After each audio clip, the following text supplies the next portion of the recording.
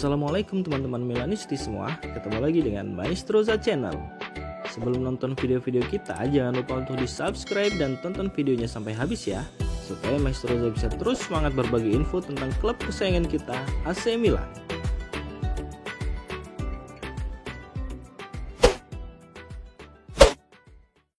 Ruben Loftus-Cheek telah menjalani pemindaian MRI pada pangkal pahanya pada pagi ini, dan kabar baiknya adalah cedera yang dialaminya tidak terlalu serius.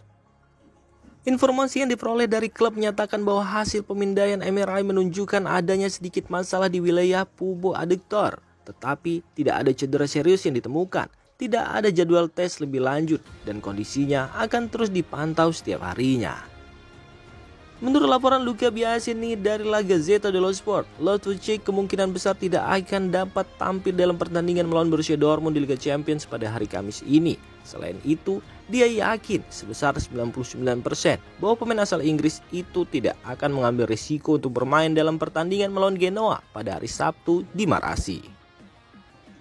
Situasinya akan terus dipantau, tetapi ada kemungkinan besar bahwa Loftus-Cheek akan kembali setelah jeda internasional. Kabar ini memberikan sedikit lega, terutama mengingat jadwal pertandingan penting melawan tim seperti Juventus, PSG, dan Napoli yang akan berlangsung setelah jeda internasional.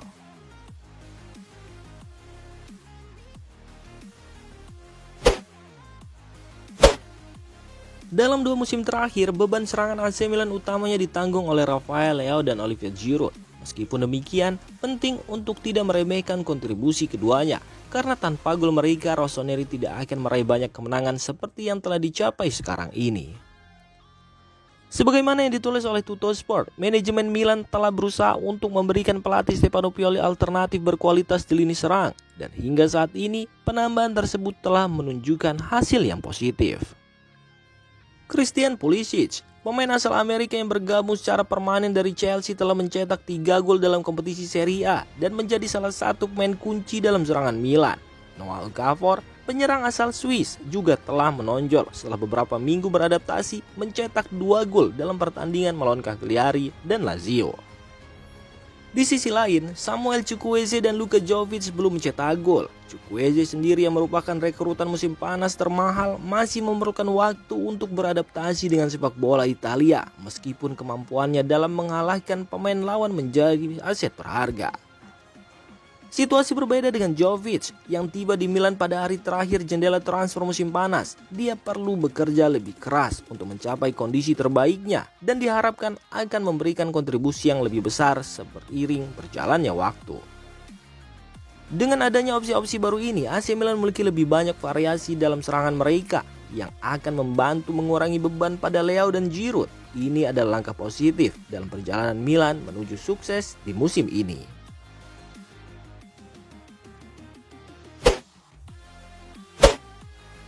Tijani Reinders adalah salah satu rekrutan musim panas yang paling menarik perhatian di AC Milan, terutama mengingat tugasnya yang penting untuk menggantikan peran Sandro Tonali di lini tengah.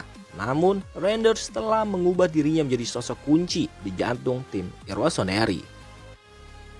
Di lini tengah, Reinders menjadi penggerak permainan, mengambil peran penting dalam merebut bola, membangun serangan dan menciptakan peluang berbahaya. Dalam sekejap, dia telah memenangkan hati para penggemar Milan. Ia memberinya dukungan besar, baik di San Siro maupun ketika ia berjalan-jalan di kota Milan. Di lapangan, pemain berdarah Indonesia menjadi komponen tak tergantikan, selalu hadir di tengah lapangan. Dengan kecepatan dan keandalannya, ia telah membuktikan dirinya sebagai pemain dengan jumlah menit bermain terbanyak di Serie A untuk AC Milan musim ini.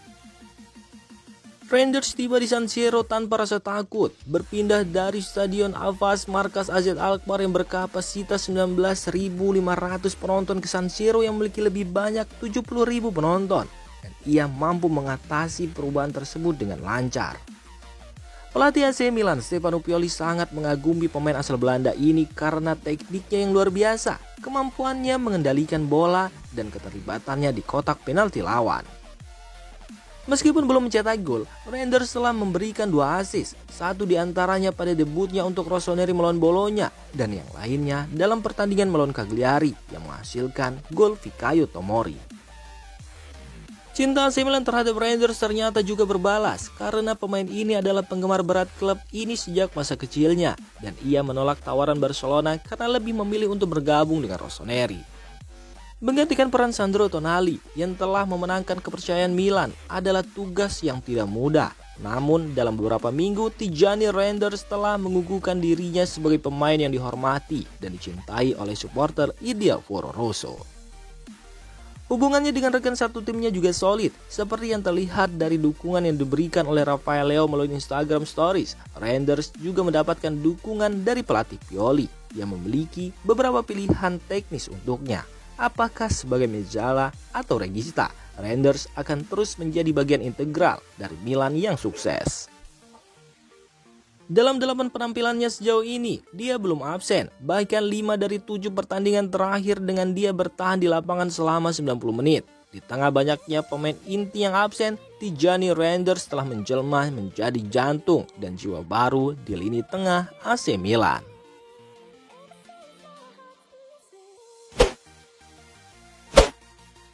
Rossoneri secara resmi mengumumkan perpanjangan kontrak Filippo Scotti yang telah menandatangani kontrak profesional pertamanya dengan klub. Setelah Davide Bertisaghi juga memperpanjang kontraknya hingga tahun 2026, hari ini giliran Scotti untuk menandatangani perpanjangan kontrak hingga tahun yang sama. Peraturan mengizinkan perpanjangan kontrak maksimum 3 tahun bagi pemain di bawah usia 18 tahun. Meskipun baru berusia 16 tahun, Scotti telah mencuri perhatian di bawah asuhan Ignazio Abate. Sebagai seorang pemain sayap kanan, ia telah mengukir prestasi yang mengesankan. Musim ini, ia mencatatkan 2 gol dan 3 assist untuk tim Primavera setelah sebelumnya mencetak 8 gol dalam 18 pertandingan bersama tim U17. Tidak hanya di level domestik, Scotti juga menunjukkan kemampuannya di kompetisi Eropa. Dalam 5 pertandingan di UEFA Youth League, ia berhasil menciptakan 3 assist, menegaskan bahwa kemajuan yang ia tunjukkan bukanlah sekedar hal kebetulan. Dengan kontrak yang diperpanjang, AC Milan menegaskan komitmen mereka terhadap pengembangan pemain muda berbakat seperti Filippo Scotti yang diharapkan akan menjadi salah satu aset berharga bagi klub dalam waktu yang akan datang.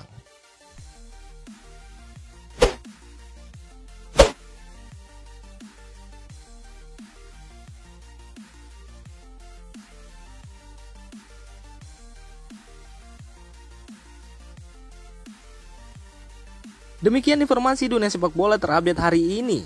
Untuk kamu yang gak mau ketinggalan seputar informasi sepak bola Eropa, silahkan like, subscribe, dan share video ini. Terima kasih.